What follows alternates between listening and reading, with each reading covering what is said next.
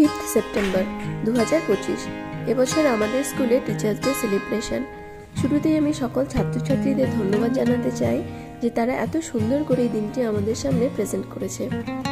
অনুষ্ঠানে শুরু হয় প্রদীপ প্রজ্বলনের মধ্য দিয়ে এবং তারপর প্রণাম ও পুষ্পাঞ্জলি জানানো হয় ডক্টর সর্বপল্লী রাধাকৃষ্ণনের বিগ্রহে, যার জন্য আমরা এই দিনটি উদযাপন করে থাকি।